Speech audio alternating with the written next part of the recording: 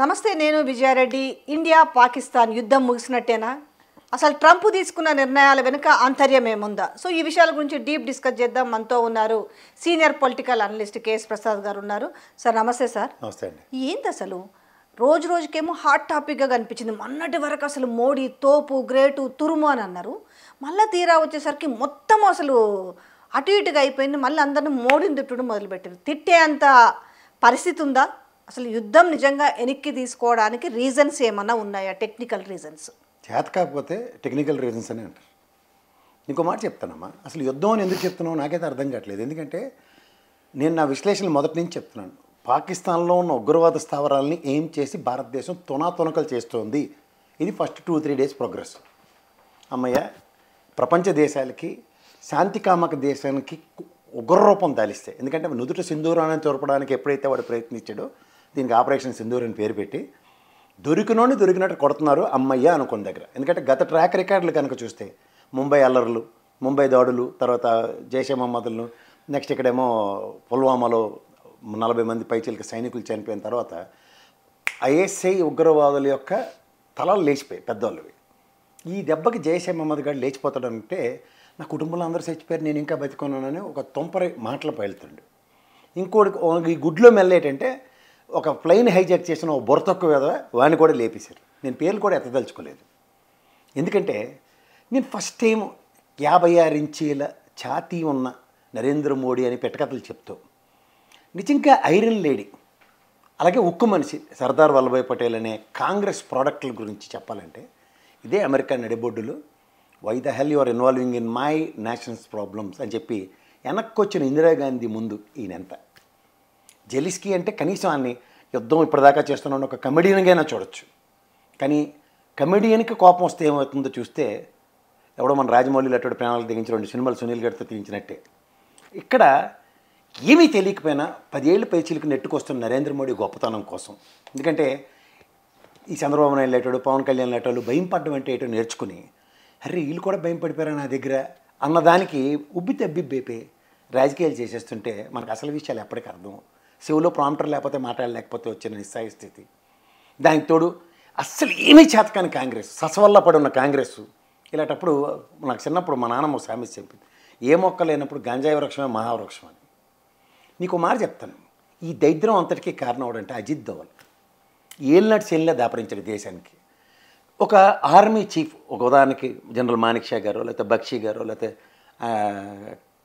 కురియన్ గారు, ఇలాంటి వాళ్ళు ఎవరైనా దేశ రక్షణ కోసం మళ్ళీ మేము సేవలు అందిస్తామని అంటే సలహాదారులు, జాతీయ భద్రతా మండలి ఇలాంటివన్నీ పెడితే దాంట్లో ఆలోచించవచ్చు. వాళ్ళకున్న అపర మేధా సంపత్తిని ఇంకొక 5 ఏళ్ళు 10 ఏళ్ళు మనకి ఎక్స్టెండ్ చేశారు. ఎవడో పాకిస్తాన్లో బురకాలు ఎత్తి మొగడో ఆడోడో తేల్చి ఈడు ఐఎస్ఐయో కాదా అని చెప్పి పెట్టకథలు చెప్పుకొని తిరిగేవాడు చిన్నప్పుడు అలా వెట్లాసేరి సినిమాలు చూసి ఆ హిందీ డబ్బింగ్లు చూసి ఆ కోరికలన్నీ ఉండిపోయాయి. వీడికి దొరికి వాళ్ళు ఎవరంటే అలా ఖాళీగా ఉన్న అనుపమ్ ఖేర్ గారు ఒకడును, ఇంకోటి ఎవడంటే కత్రినా కైఫ్ మొగుడు. వీళ్ళని పెట్టి సినిమాలు తీసి ఈ లోపట ఉన్నదంతా బయటికి చెప్పుకుంటాం. ఎందుకంటే భారతదేశ చరిత్రలో పుంఖాలుగా సర్జికల్ స్ట్రైక్లు అయితే ఇదేదో వెనకాల సామెత ఉంటుంది చూడండి, మాంసం కొరతనన్న మెల్ల దుమ్ములు వేసుకొని తిరిగినట్టు ఈ సర్జికల్ స్ట్రైక్స్కి ఓ సినిమా తీసేసి అర్రే నేను మా మోడీ ఎంత పని చేసావు చూసావా అని ప్రజలకు చెప్పడానికి ఉన్న తాపత్రయం. Security measurable failures. నువ్వు ఎప్పుడైనా జమ్మూ కాశ్మీర్ వెళ్తే తెలుస్తుంది. ఆల్మోస్ట్ ఒక 30 మీటర్లకి ఒక గవాన్ ఉంటాడు పాపం గన్న పట్టుకుని, ఆయన కాపాడుకుంటాం మన కాపాడడానికి.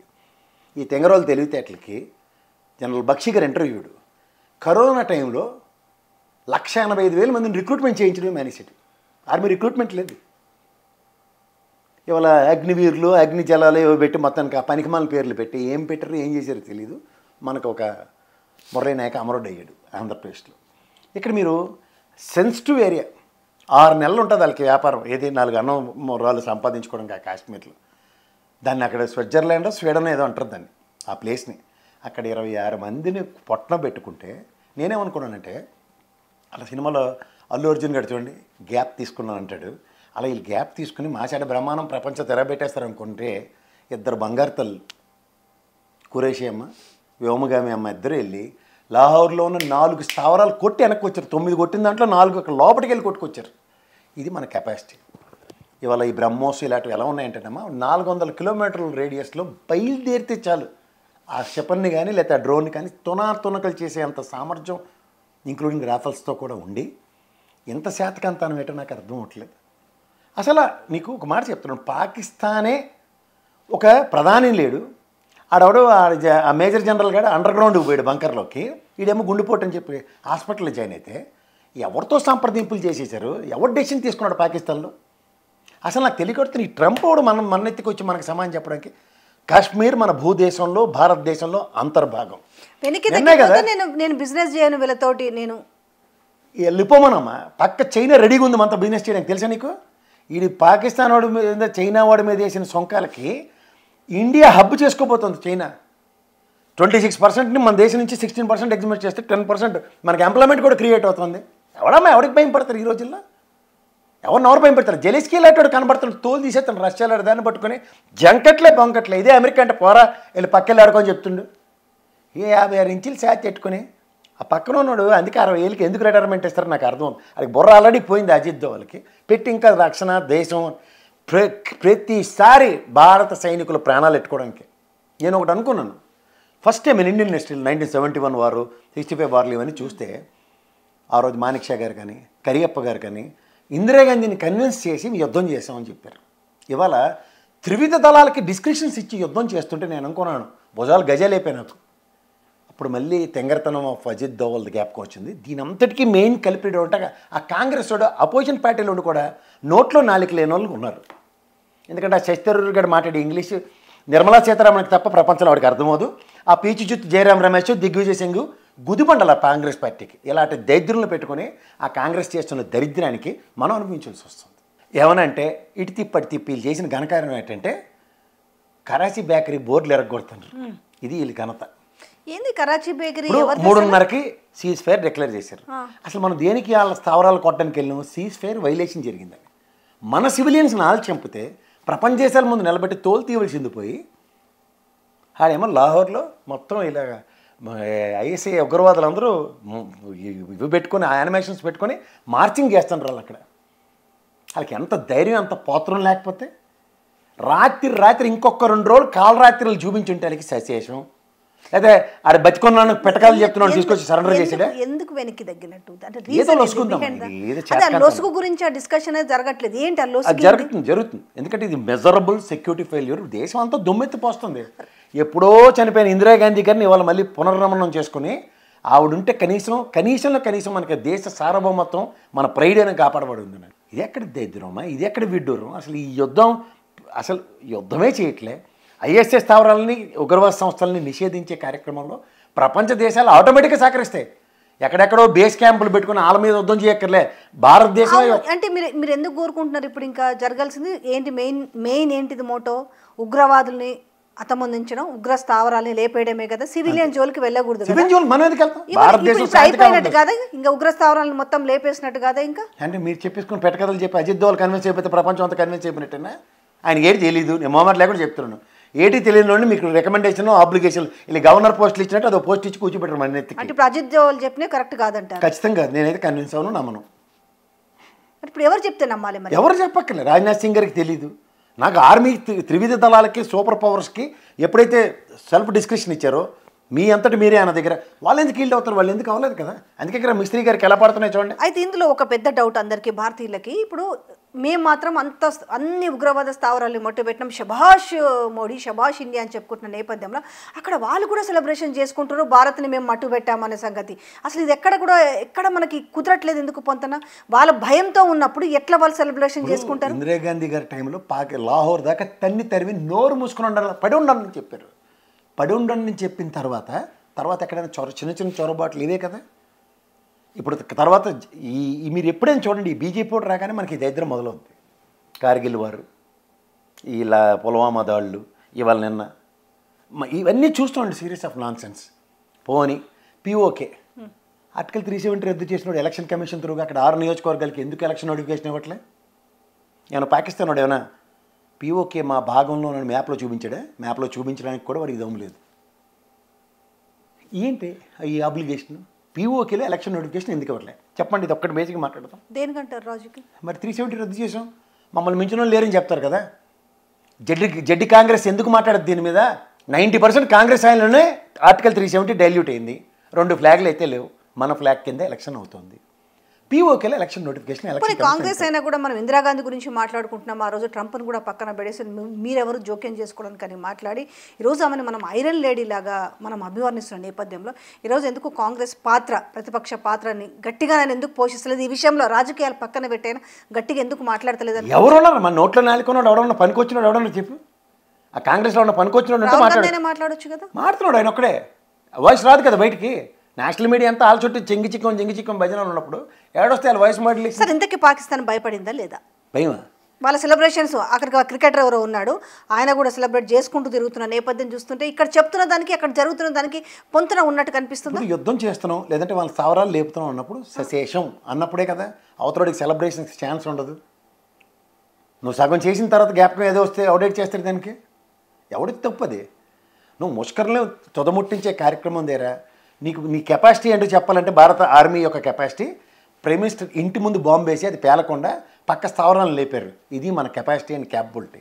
ఇలా టోల్ ఉన్నప్పుడు కూడా ఇందులో 1/4 లేదు ఇందిరాగాంధీ ఆయనలో మనకి యానిమేషన్ కానీ టెక్నాలజీ కానీ ఈ రాడార్ కానీ శ్రీహరికోట శాటిలైట్లు కానీ అనుసంధానించుకునే అదృష్టమే లేదు ఇందిరాగాంధీ గారి లేటోళ్ళకి. అయితే ఈ పాటికి ఎప్పుడో చర్మాంకం అయిపోయి ఉంది. సార్ ట్రంప్ సయోధ్య వర్కౌట్ అయింది అనుకోవచ్చు. అయితే ట్రంప్ బెదిరింపులు వర్కౌట్ అయిందా? వీళ్ళు చేతకాంతానికి మొదటిదంటే IMF ఫండ్ 24,000 కోట్లు గ్రాంట్ వేయాలకు వచ్చిన రోజే మనోడు సభకు నమస్కారం ఎత్తిపోతల పథకం అని అర్థం.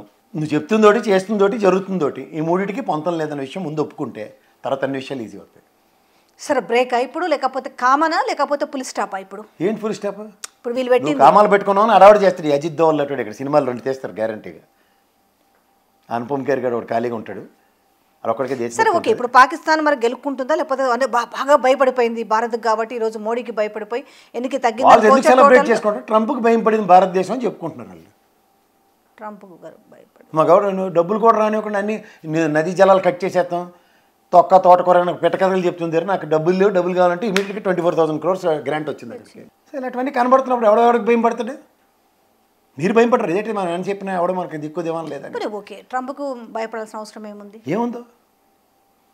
ఏముందో మరి మేక్ ఇన్ ఇండియా కాన్సెప్ట్ ఎప్పుడైతే తుస్సుమందో ఖచ్చితంగా మనం గతి లేక అతి లేక ఉన్న వాళ్ళందరినీ తీసిరేసాడు ఇంకోటి బయటకి. ఏడు చేస్తాడు జయశంకర్ లాంటి అపర మేధావి ఉండి కూడా మనం ఏం చేయలేని నిస్సహాయ స్థితిలో. సరే రేపు దీని ఎఫెక్ట్ రాజకీయ పరంగా ఏ విధంగా పడే అవకాశం ఉంటుంది? అంటే వెనక్కి దగ్గర అనేసి ఇలా భారతీయులందరూ కూడా ఇది జరిగింది ఏంటంటే Bihar, Uttar Pradesh, next west Bengal and Tamil Nadu elections ఉన్నాయి.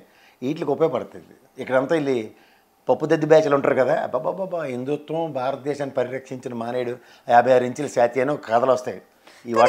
ఈ రోజు మూలన కూర్చున్న ముసలమ్మ కూడా అర్థమవుతుంది ఎందుకు వెనక్కి దగ్గర అవకాశం వచ్చింది, వచ్చి గెలుపుకున్నారు కాబట్టి మట్టు పట్టేస్తే అయిపోతుండే కదా అనేసి ఈ రోజు ప్రతి ఒక్కరు మాట్లాడుకుంటున్నారు. వాళ్ళ సోషల్ మీడియా, వాళ్ళ వాట్సాప్ యూనివర్సిటీల మీద మనం ఎందుకు పనికిరాం? వాళ్ళు ఎంత తెలివైన వాళ్ళంటే రహస్యంగా అణురియాక్టర్లు పేలిపోయేట అక్కడ దాని నుంచి భయపడి ప్రపంచంకి ఏదో అయిపోద్దని ఆగిపోమంటే అది బాగా స్పెక్యులేట్ అవుతుంది. అది స్పెక్యులేట్ అయితే పళ్ళు కొరికి చెప్తాను. ఎలా చెప్తాను సార్, తెంగర వల్ల ఒక తప్పిదం జరిగింది, దాని వల్లనే వీళ్ళు సైలెంట్ అవ్వాలి. జరగదు. ఎందుకు చెప్తున్నాను ఇలా చెప్తున్నాను చూడు, జరగదు అని. ఎందుకంటే వీళ్ళంతా ఇది పకోడీ బ్యాచ్, ఒరిజినల్ అథెంటికేటివ్ బ్యాచ్ ఒకటి ఉంటుంది బీజేపీలో. ఎవరు తెలుసా? మహానుభావుడు వాజ్పేయి గారు. ఈవెన్ ఇందిరాగాంధీ గారు కూడా వార్ చేసేటప్పుడు కన్ఫ్రంట్ అయింది, కన్సల్ట్ చేసింది వాజ్పేయి గారిని. ఆ మహానుభావుడు ఆయనలో పోఖ్రాన్ టెస్ట్ జరిగింది. ఇంకో మహానుభావుడు అబ్దుల్ కలాం గారి ధర్మ. ప్రపంచ దేశాలు వెలిక్కిపడి ఏటో అయింది, ఎక్కడో అయింది, ఏటైంది అని కాళ్ళు కొట్టేసుకుంటుంటే తర్వాత ఒక ప్రెస్ నోట్ రిలీజ్ చేశారు మన వాళ్ళు, పోఖ్రాన్లో అణుబాంబు టెస్ట్ చేయబడిందని. ఇది మన భారతదేశ ఔన్నత్యం. This is the capacity of India. తలుచుకుంటే నీకు తెలుసా అసలు జరిగింది ఏంటో చెప్తే, ఆయన ఆర్మీ యొక్క క్యాపబిలిటీ అండ్ కెపాసిటీ, వాళ్ళ అణుబాంబులు ప్రయోగిస్తున్నారు అన్న దగ్గర డీకోడ్ చేసి అవి పేలకుండా చేయడానికి ఇక్కడి నుంచి ఆల్రెడీ డన్. ఇది మన ఎబిలిటీ. అయినా సరే ఇది ఎందుకు తగ్గాడంటే ససవతనం అంటారు, అంతకని ఇంకోట్లేదు. తగ్గడం వల్ల వచ్చే నష్టం ఏంది, భవిష్యత్తులో ముందుకు పోయి ఉంటే వచ్చే లాభం ఏంది? ముందుకు పోయి ఉంటే ఉగ్రవాద సంస్థలు నిర్మూలన అయ్యింది. తగ్గడం వల్ల ఏంటంటే వాళ్ళ దగ్గర ఆల్రెడీ పిచ్చోడి చేతిలో రాయి. నీకు తెలుసో తెలియదో తెంగరతనం కాకపోతే మనకి పాకిస్తాన్ ప్రభుత్వం వీళ్ళని పెంచి పోషిస్తుంది ఇలాంటి పనికిమాలిన పనులు చేయమని. బిన్ లాడెన్ గారు ఎక్కడ దొరికాడు? దావూద్ ఇబ్రహీం గారు ఎక్కడ దాంకుని చచ్చాడు? ఇక్కడ ఈ మనకి బొంబాయి దాడులు చేసిన ఆ పనికిమాలిన మీద ఎక్కడ చచ్చాడు? అక్కడే చచ్చాడు కదా.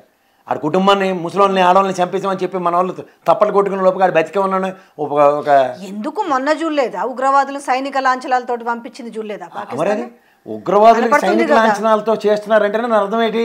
We are owning them. మనం ఏమైనా నక్సలైట్లు ఎవరైనా మళ్ళీ అనమాట అర్థమయ్యే భాషలో చెప్పాలి. నక్సలైట్లకు ఎవడైనా ప్రభుత్వ లాంఛనాలతో 3 సార్లు బ్రహ్మానందంగా గాల్లో కాల్చి ఇవి ఇస్తున్నాం వాళ్ళకి. మరి వాళ్ళు ఇస్తున్నారంటే దాని అర్థం ఏంటి? We are taking care of our nonsense. ఈ నాన్ సెన్స్ ఎవరికి? మనకా వాళ్ళకా? వాళ్ళకి అది సెన్స్, మనకు అది నాన్ సెన్స్. నీ సెన్స్ మాకు అక్కర్లేదని నాన్ సెన్స్ని చెదగొట్టడం మానేసి తెంగరోళ్ళ ముందే వచ్చేస్తే ఏం చేయాలి? 2 ఆడపిల్లలు మలయాళం సినిమా చూపించి వచ్చారు వాళ్ళకి. 2 ఆడపిల్లలు. అది మన పవరు, మన శక్తి సామర్థ్యాలు. ఏ ఆడన్నామా అంటే ఓన్లీ బ్రేక్ అనుకుందాం మనం. నేను బ్రేక్ అని నేను అనుకోను. మనోడికి అంతకన్నా సీన్ లేదనుకుంటా. సపోజ్ మళ్ళీ వాళ్ళే వచ్చి గెలుక్కుంటారు, ఎందుకంటే ఉగ్రవాద సంస్థలు పెంచి పోషిస్తుంది కాబట్టి అది మనకు బహిరంగంగానే అర్థమైంది కాబట్టి అప్పుడైనా కూడా మళ్ళీ ముందుకు పోవాల్సిందే కదా. ఇప్పుడు నాకైతే ఏమనిపించింది అంటే చిన్నప్పుడు చూడు అటు పక్కన క్లాస్లో వాడికి మనకు పడేయాలని వాడు పీకుతాడు, తిరిగి మనం కొట్టలేకపోతే మా నాన్నకు చెప్తాను అని వచ్చినట్టుంది.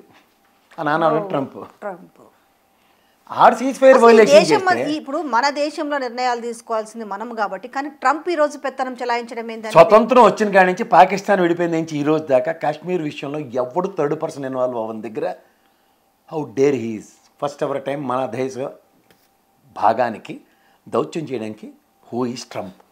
ఇంత బహిరంగంగానే మాట్లాడుతున్న ట్రంప్ ఎంత బాగా చెప్తున్నాడు. అసలు నేనే విరమింప ప్రధానమంత్రి జనాలను ఉద్దేశించి మాట్లాడే లోపుగా అరగంట ముందు భయంకరమైన లాంగాలను 6 కొట్టి ఇచ్చాడు మనకి. అంటే ఒక విధంగా నేను బెదిరించాను, మీరు కనుక మానుకోకపోతే నా నుంచి మీకు బిజినెస్లో ఏమీ ఉండవు, వాణిజ్య సముదాయాలు మీకు ఏమీ ఉండవని చెప్పిండు అనేసి ఆయన ఓపెన్గా చెప్పిన నేపథ్యంలో దానికి భయపడిండ్రా? నాకు తెలిసి ఈయనకి ఆ పాట అర్థం అవుతుంది. ఖచ్చితంగా నిర్మలా సీతారామన్కి అర్థం అవ్వాలి ఇంగ్లీష్. ఏం ఎక్స్పెక్ట్ చేయొచ్చు ఇప్పుడు ఇంకా మనం? ఇంకేం ఎక్స్పెక్ట్ చేయడానికి లేదు, అయిపోయింది. మా చేతకంతా ఇక్కడతో సమకం. ప్రజల దృష్టిలో ఈరోజు ఏ రకంగా మిగిలిపోయింది కోచి వ్యవస్థ? హరికథలు చెప్పుకుని తిరుగుతుంటారు బీజేపీ వాళ్ళు, అవి జాగ్రత్తగా వినండి అంతే. మీకు హరికథ కాలక్షేపాలే కావాలి కాబట్టి ఈ రోజు మేము బాగా చేసినాం, మేము అంతమొందించినాం మా నిర్ణయాలతో. మళ్ళీ ఒకవేళ వాళ్ళు రీఅటాక్ చేస్తే కనుక ఈ నిర్ణయం ఎటువైపు మధ్యాహ్నం 12 గంటల లోపు నన్ను ఇంట్లో న్యూస్ చూసి వచ్చింది. ఒక 2 చొరబాటుదారుల్ని మట్టుపెట్టి వచ్చారు మన సైనికులు. ఏమైపోయారు వాళ్ళు? అసలు నిజంగా అలాంటి అటాకులు జరిగి ఉంటే ఇలా చూడడానికి మెడ తిప్పడానికి ఆలోచిస్తారు వాళ్ళు, సంబరాలు చేసుకోరు. అంటే ఏటి జరగలేదని అర్థం. ఎందుకనంటే లాహోర్ దాకా తన్ని తగిలిన తర్వాత కన్నెత్తి చూడగలిగారు వాళ్ళు. ఎన్నాళ్ళు పట్టింది, కానీ ఇప్పుడు సెలబ్రేషన్ చేసుకునే పరిస్థితి వచ్చింది. అంటే ఏం చేసి ఉంటారో ఆలోచించు, ఏమి చేయలేదని అర్థం. ఒకవేళ ఇట్లాంటి నేపథ్యంలో ఈ హైదరాబాద్ లాంటి దగ్గర ఏమైనా ఎఫెక్ట్ పడే అవకాశం ఉంటుందా? ఏం ఎఫెక్ట్ పడుతుందమ్మా మళ్ళీ అనమాట. ఎవడో ఖాళీగా ఉండకుండా ఎక్కడో తెరవ బాంబు దడేలు అనిపిస్తారు కర్మగాలి. అది మొత్తం అంతా దాని చుట్టూ తిప్పి తిప్పి తిప్పి తిప్పి గింగరాలు తిప్పి ఆల్రెడీ ఇక్కడ ఫుల్ అయ్యాలట్లు ఉన్నాయి. ఓ పక్క మన ఫ్లైట్లో వెళ్తే ఇంకా బట్టలు ఒకటే ఎవరు తీయట్లేదు, అంత ఇంచుమించు మన చెప్పులతో సైతం నెత్తి నెట్టుకొని బరతుల్లో బొరమ పెట్టుకుని వెళ్తున్నాయి అవతల నుంచి అవతలకి. కానీ మన వాళ్ళే కొలంబో పారిపోయారట, ఆ కొలంబో అంతా కార్డన్ సెర్చ్ చేస్తున్నారు వీళ్ళే న్యూస్ మళ్ళీ. కానీ మనము ఈరోజు సోషల్ మీడియా వార్తలను చూస్తుంటే కొన్ని వార్తలలో కబడ్దాడు మన దమ్మేందో కనిపించింది, మన మోడీ ధైర్యం ఏదో కనిపించింది, మట్టి గరిపించారు, చూసినామా మనతో పెట్టుకుంటే ఎట్లుంటుంది అనేది మనం వార్తలు కూడా మట్టి గరిపించడం సర్వసాధం. ఎందుకంటే అమరావతికి మట్టే తీసుకొచ్చాడు కాబట్టి మట్టి గరిచాడు అనుకోవడం. అంటే సైన్యం మాత్రం too good, Modi not up to the mark అంతే. తాళం వేసేది గొల్లెం మరిసేది బ్యాచ్. కానీ గోల్డెన్ ఆపర్చునిటీ అమ్మ. ఇంకొక 2 రాత్రులు కూర్చుంటే అయ్యపోయింది వాళ్ళ పని. ఎందుకంటే మన రాడార్ సిస్టంలో మనకున్న శాటిలైట్ కనెక్టివిటీలో పనికిమాలిన వాళ్ళు ఎక్కడ ఉన్నారో పిన్ పాయింట్ యాక్యురసీతో ఉంది. పని మిస్టేక్ ఏం జరిగింది అనుకుంటున్నారు? ఎందుకో సభకు నమస్కారం అలా బ్రహ్మానందం గల యుద్ధం 6 గుళ్ళు ఉంటే గాలిలో కాల్చేసి వచ్చాడు అంతే, ఏం చేయకుండా అంతే. ఇంకా అంతే. అందుకే చాలా స్ట్రాటజికల్గా యుద్ధం అని చెప్పకుండా గృహస్థావరాల మీద అటాక్ చేసామని వీళ్ళ దృష్టిలో అయిపోయినట్టు వాళ్ళ దృష్టిలో ఇంకా కంటిన్యూ అవుతున్నారు. కానీ ఇది వినడానికి ఇబ్బందిగా లేదు. పాకిస్తాన్ సంబరాలు చేసుకుంటుంటే మనం ఏదో సాధించామని చెప్తున్న నేపథ్యంలో పాకిస్తాన్ సంబరాలు చేసుకుంటుంటే పాకిస్తాన్ ఎక్కడ కూడా మనము భయపడింది అనుకోవాలి. ఈ నేపథ్యంలో భయం పడలేదు. వాళ్ళు ఎప్పటికీ ఆ పితూరి పనులు కోతి పనులు ఆపట్లేదు.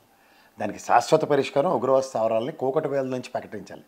దానికి ప్రపంచ దేశాలన్నీ మనతో పాటే ఉన్నాయి, కానీ ఉన్నారో లేరా అని చిన్నప్పుడు కరెంట్ పాస్ అటు సరిగ్గా వెళ్ళనట్టుకుంది. కానీ ఇక్కడ ఈయన డబుల్ గేమ్ ఆడుతున్నాడు కదా ట్రంప్ మాత్రం. ఆడు ఎప్పుడు డబుల్ గేమ్ పక్కన పడేస్తే కానీ అది డబుల్ క్రాస్ చేస్తాడు, డబుల్ గేమ్ ఆడతాడు. Double cross IMF funds release అవ్వడం, దానికి డబుల్ క్రాస్ అంటారు. దానికి డబుల్ క్రాస్ ఇండికేషన్ వచ్చినప్పుడు నువ్వు డబుల్ గేమ్ ట్రాప్లో ఎందుకు పడినట్టు, దేనికి పడినట్టు? నీకు చైనా, టుర్కీ అండ్ అజర్బైజాన్ని ఇలా చూపిస్తుండు. వాళ్ళు ఎప్పటి నుంచో వాళ్ళతో బట్టి ర్యాలీ అవుతున్నారు. మళ్ళీ వాళ్ళు చూపిస్తే ఇక్కడ చేయవలసిన పనులు ఎవరు చేసారు? మెయిన్ పనులు ట్రంపే చేసాడు. ఇది చర్చనీయాంశం కాకుండా ఏవో టపాచుపుత్ర కబుర్లు చెప్పుకుంటే వాడు చేస్తాడు. ఏదో జరుగుతుందని చేస్తే ఏదో అయినట్టుగా ఒక లొసుగు ఏందో అది బయటికి రావట్లేదు. లొసుగు వస్తుంది, అది దగ్గర వస్తుంది. కూడా